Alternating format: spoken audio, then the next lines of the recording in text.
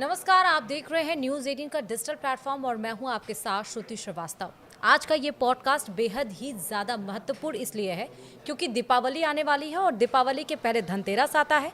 घरों में धन की वर्षा जरूर होती है, लेकिन उसके लिए लोगों की भीड़ बाज़ारों में दिखती है। बाज़ारों में रौनक होती है और खासकर ज्वेलरी शॉप पर सोना चांदी खरीदने के लिए।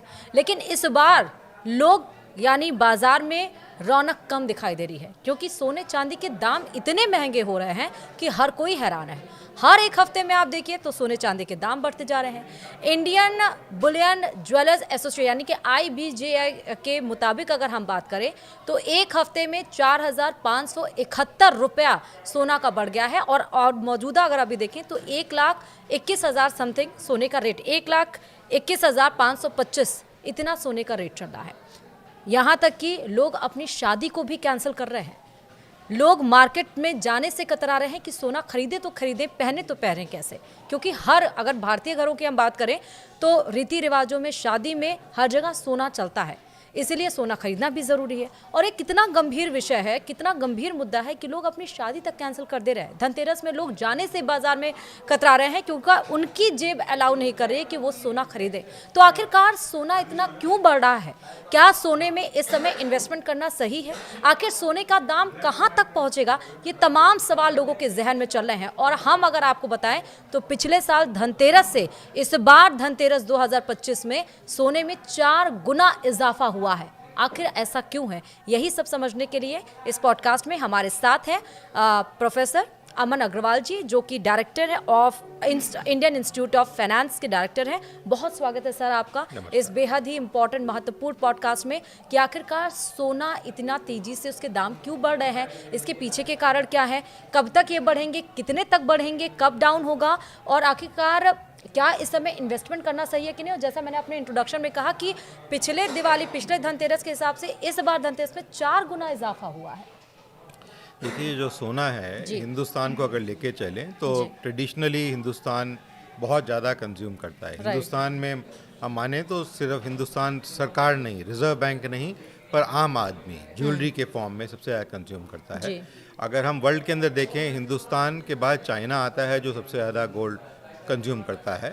हिंदुस्तान की कंजम्पशन इस समय करीबन 25 से 30% के करीब है। टोटल प्रोडक्शन जो होती है वर्ल्ड में नंबर 1 पे चाइना है प्रोडक्शन में, पर कंजम्पशन पे इंडिया सबसे ज़्यादा आता है। अगर हम देखें कंजम्पशन और किस हिसाब से लोग नॉर्मली रहता है, क्या स्ट्रक्चर रहता है पूरे गोल्ड का सिस्टम का, तो ये देखने में आया है कि जो ज़्यादातर गोल्ड है करीबन 45% के करीब जो गोल्ड प्रोड्यूस होता है विश्व में वो कंज्यूम होता है ज्वेलरी की फॉर्म में। करीबन 25% के करीब कंज्यूम होता है इन्वेस्टमेंट की फॉर्म में, मतलब कि जो निवेश करते हैं, गोल्ड बार खरीद के रख लिया, गोल्ड कॉइन खरीद के रख लिए, या इस तरीके से गोल्ड बॉन्ड्स खरीद के रख लिए, इस तरीके से जो कंजम्पशन होता है। उसके अलावा जो है फिर सेंट्रल बैंक्स हैं, उनका भी करीबन 24 से 25% कंजम्पशन गोल्ड का देखा गया है। अगर हम अभी हिंदुस्तान के ऊपर आए, उसके बाद और भी टेक्नोलॉजी कंपनीज हैं, ये जो चिप स्ट्रक्चर्स बनते हैं, चिप चीज़ें बनती हैं, इनमें भी कंजम्पशन होता है करीबन 7 से 8% का। अगर हम हिंदुस्तान को ही अकेले देख के चले तो जैसे मैंने कहा, हिंदुस्तान सबसे बड़ा करीबन 880 टन के करीब 2024 में हिंदुस्तान ने कंज्यूम किया था ऑफिशियली। अनऑफिशियली भी करीबन 300-400 टन के करीब स्मगल होके हिंदुस्तान में आ जाता है साल प्रति साल। जो ज़्यादातर कंजम्पशन हिंदुस्तान का होता है वो ज्वेलरी की फॉर्म में होता है, पहले अभी भी हो रहा है। दूसरा जो सबसे बड़ा कंजम्पशन इस समय हिंदुस्तान में देखने को मिल रहा है पिछले 3 साल से स्पेसिफिकली, वो है रिजर्व बैंक ऑफ इंडिया, जो सेंट्रल बैंक है। अगर हम इसी साल को लेके चलें, अगस्त 25 तक करीबन 800 मिलियन टन के करीब वो ले चुका है। जो उनका जो कंजम्पशन है वो खरीदते रह रहे हैं, करीबन टन खरीदते जा रहे हैं, हर महीने 3 से 4 मिलियन टन खरीद रहे हैं वो, जो रिजर्व बैंक रखता है। तो उससे भी एक तो गोल्ड प्राइसेस बढ़ती हैं। दूसरा क्या हुआ कि अक्टूबर के बिगिनिंग में यूएस का शटडाउन डिक्लेयर हुआ, आपने देखा होगा कि न्यूज़ चैनल ने भी कहा होगा। उसमें क्या है कि उनके ऑपरेशंस जो है, सरकार के ऑपरेशन जो है वो स्टैंड स्टिल पे आ जाते हैं। क्यों? उनका बजट जो है, जो अप्रूव करना होता है कांग्रेस को, पार्लियामेंट को, वो अप्रूव नहीं किया गया जो ट्रम्प साहब ने प्रेजेंट किया था। तो इस वजह से उनके पास खर्चा करने के लिए पैसा इस समय नहीं है। जब वो स्टैंड स्टिल पे आ जाता है तो फिर और चीज़ों के अंदर अनसर्टेनिटी बन जाती है, पॉलिटिकल अनसर्टेनिटी। पहले ही टैरिफ के मारे जो है अनसर्टेनिटी थी, उनके जो नियंत्रण आ रहे थे उनके ऊपर अनसर्टेनिटी अनसर्टेनिटी थी। अब ये जो बड़ी अनसर्टेनिटी हो गई है, इसकी वजह से भी गोल्ड की कंजम्पशन विश्व के अंदर ट्रेडिंग के मामले में, पेमेंट्स के मामले में बढ़ गया है जी। तीसरा जो एक कारण हिंदुस्तान के लिए स्पेसिफिकली जो हम देख रहे हैं पिछले 6 महीने से, गोल्ड का रेट जो है 80,000 से जाके एक लाख 20,000 के आसपास, हो सकता है कुछ दिनों में 31 भी टच कर जाए। हाँ। वो एक कारण ये भी है कि जो रुपया का रेट है अगर हम लेके चलें, वो 6-7 महीने पहले 80-81 के आसपास था, इस समय 88 रुपये के आसपास, और 89 के आसपास जाने की उम्मीद हो रही, जिस तरीके से गिरता आ रहा है वो। तो जब वो रेट गिरता है, क्योंकि जो गोल्ड की प्राइसिंग होती है वो लंदन स्टॉक एक्सचेंज में की जाती है, हिंदुस्तान में नहीं की जाती है। वहाँ पे भी अगर हम देखेंगे तो अक्टूबर के सितंबर के अंत महीने से, मतलब 27-28 सितंबर से लेके अब तक जो है वहाँ पे भी उछाल देखने को मिला है। चाहे यूएस डॉलर की प्राइसेस देखें, चाहे हम पाउंड की प्राइसेस देखें, वहाँ पे भी थोड़ा उछाल देखने को मिला। एक तो वो उछाल हुआ, दूसरा जो रुपया गिरा उसकी वजह से रेट बढ़ा, और अब जो है अगले 6 महीने त्योहारों का सीजन है। कोई आप रिलीजन देख लें, सब रिलीजन्स के त्योहार हैं, शादियां होती हैं, तो उसमें खरीदारी बढ़ती है। और इस समय अगर हम मार्केट में बात करें, जो सोने के सुनार होते हैं, जो ट्रेडिंग भी करते हैं, खरीदते भी हैं, इस्तेमाल भी करते हैं, हमारे लिए बनाते भी हैं सामान, वहाँ पे ब्लैक में सोना चल रहा है। आप कह रहे हैं कि लोग नहीं जा रहे मार्केट में, वहाँ पे वो कह रहे हैं कि ब्लैक में इस समय सोना, मतलब जो कैश वाला सोना हो रहा है वो 10,000, 15,000, 3,000 रुपये एक्स्ट्रा जो मार्केट रेट है उससे ज़्यादा में लोग खरीदने को तैयार हो रहे हैं। तो इसलिए डिमांड काफ़ी हाई इस समय हुई है गोल्ड ज्वेलरी वगैरह की। और इसी वजह क्या है, क्योंकि लोगों की, जैसे आपने कहा, शादियां बंधी हुई हैं, फेस्टिवल्स बंधे हुए हैं, बहुत सारी चीज़ें जहाँ पे माना जाता है, धनतेरस आता है कि हमें कुछ खरीदना ही खरीदना है, तो लोग अपनी उम्मीद से ज़्यादा जाके खर्चा करते हैं और ख़रीद के लाते हैं, क्योंकि उनको माना जाता है कि वो शुभ है और फैमिली के लिए बड़ा शुभ रहेगा वो।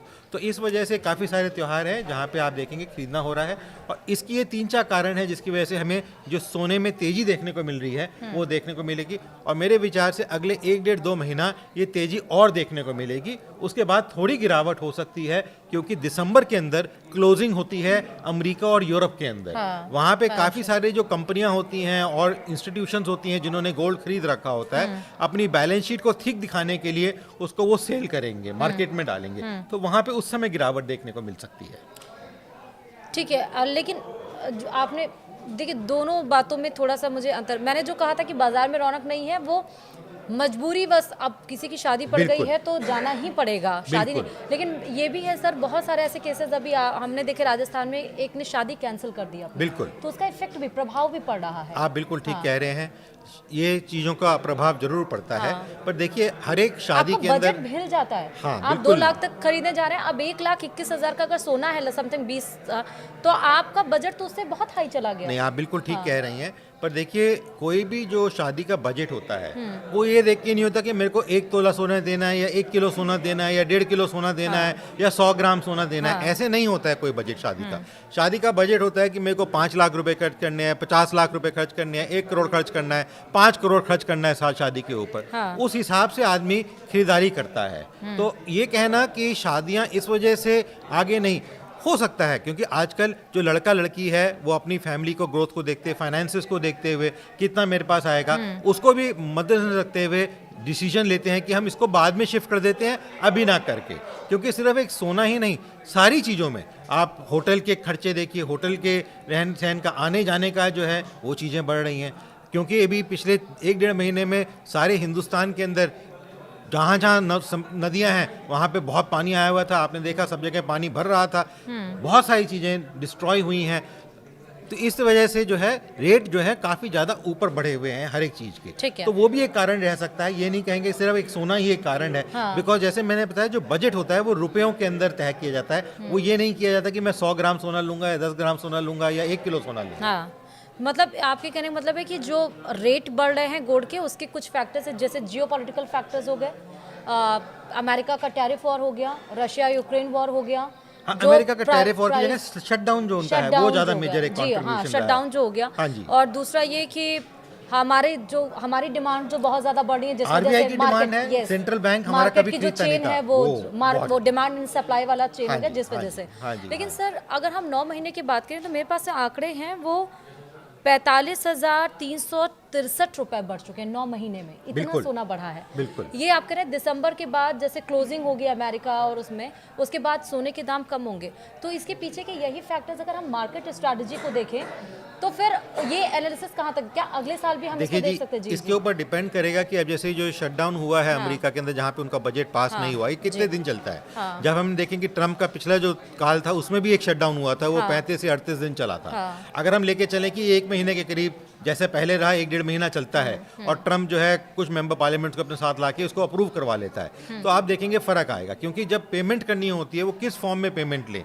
जब उनको ये डाउट हो गया है कि डॉलर की फॉर्म में पेमेंट मैं ले भी लूं तो मेरे को मिलेगा ही नहीं पैसा, तो फिर वो कंपनियां जो उनको पेमेंट लेनी होती है वो कहेंगे कि हमें आप गोल्ड की फॉर्म में पेमेंट दीजिए, या किसी ऐसी करेंसी के फॉर्म में दीजिए जहां पे हम रिलायबल हो सकें, जिसमें हम अपना जो व्यापार है आगे बढ़ा सकें। तो इसलिए इसके ऊपर एक डिपेंड करेगा। दूसरा, अगर आरबीआई जैसे मैंने कहा हर महीने 3-4-5 टन के करीब खरीद रहा है, अगर वो वैसे ही खरीदता रहेगा तो और बढ़ने की उम्मीद हो सकती है। Because reserve bank of India का जो स्ट्रेंथ है वो गोल्ड स्ट्रेंथ उन्होंने बढ़ानी पिछले 3 साल से शुरू करी है, और वो काफ़ी हद तक बढ़ती जा रही है। अगर वो उसी स्ट्रेंथ पे बढ़ती रहेगी तो नेचुरली सबसे बड़ा बायर है एक बल्क बायर जिसे हम कहेंगे, इन्वेस्टमेंट बायर जिसे हम कहेंगे।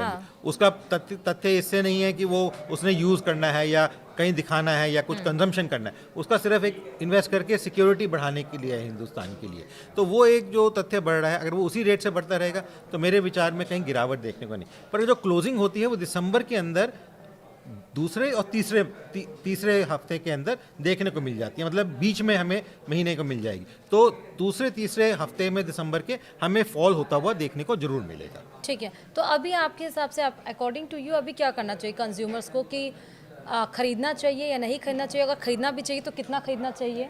देखिए जी, इस समय बहुत ज़्यादा वॉलीटिलिटी है। जैसे मैंने कहा लंदन के अंदर भी प्राइसेस बढ़ रही हैं, उसके जियोपॉलिटिकल रीजन, जैसे यूएस का और भी रीज़न, रशिया का भी हो सकता है और कारण भी हो सकते हैं।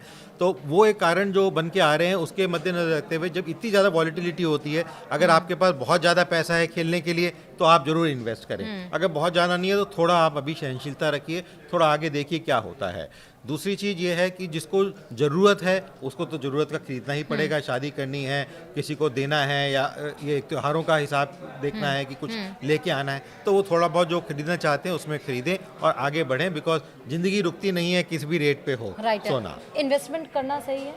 देखिए, इन्वेस्टमेंट जैसे मैंने कहा, अगर आप लॉन्ग टर्म इन्वेस्टमेंट कर रहे हैं तो कोई दिक्कत नहीं है। पर अगर आप शॉर्ट टर्म इन्वेस्टमेंट कर रहे हैं तो उस केस में आप थोड़ा सा धैर्य रखें। Short term in the sense एक शॉर्ट टर्म होता है कि जी एक महीना, 2 महीना, 3, कई बार जो डे ट्रेडर टाइप होते हैं ना जी, आज सुबह खरीदा, शाम को बेचा, कल बेचा, इंट्राडे टाइप होते हैं, 2-3 दिन में, एक हफ्ते में बेच दिया कि देखिए कि बढ़ रहा है। उस टाइप के लोग जो है उनको थोड़ा कॉशियस होकर चलना तो जरूरी उनको है। इन्वेस्टमेंट कब करना चाहिए? जब दिसंबर में थोड़ा प्राइस लो आए? मेरे विचार में जैसे थोड़ा घटेगा तो उसके बाद वो इन्वेस्टमेंट कर सकते हैं, और घटना होना ही है। बिकॉज इतनी जो प्राइसिंग बढ़ रही है ये स्टेबल प्राइसिंग नहीं है, और कोई ऐसा कारण नहीं है जिसकी वजह से ये एकदम से बढ़ रही है।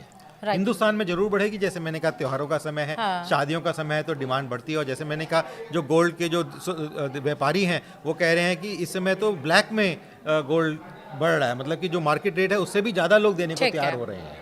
ठीक है, बहुत शुक्रिया सर, बहुत ज़्यादा शुक्रिया। ये थे प्रोफेसर अमर अग्रवाल जो कि director Indian institute of professor थे और फाइनेंस थे, जिन्होंने हमें विस्तार से बताया, यानी कि पूरे एनालिसिस के साथ कि आखिर गोल्ड के दाम मार्केट में क्यों बढ़ रहे हैं, कब तक बढ़ेंगे, कब फॉल होंगे, आपको इन्वेस्टमेंट करना चाहिए नहीं करना चाहिए, और जो शॉर्ट टर्म के इन्वेस्टर्स हैं जैसे इंट्राडे वाले 1 महीने 2, उनको इन्वेस्टमेंट कब करना चाहिए, लॉन्ग टर्म के इन्वेस्टमेंट को। और अगर बात सही है कि कंपनी के साथ जैसे कि एम्प्लॉय आए एम्प्लॉय जाए, लेकिन कंपनी चलती रहती है, वैसे मार्केट का भी है कि सोना महंगा हो या सस्ता हो, जिसको खरीदना है वो खरीदेगा ही। बहुत बहुत शुक्रिया सर हमारे साथ जुड़ने के लिए, और आप इस पॉडकास्ट को लोगों तक भी फॉरवर्ड करें ताकि उनको भी एग्जैक्ट पता चल जाए कि आखिरकार गोल्ड के दाम क्यों बढ़ रहे हैं। इस पॉडकास्ट में जुड़ने के लिए बहुत बहुत शुक्रिया। नमस्कार।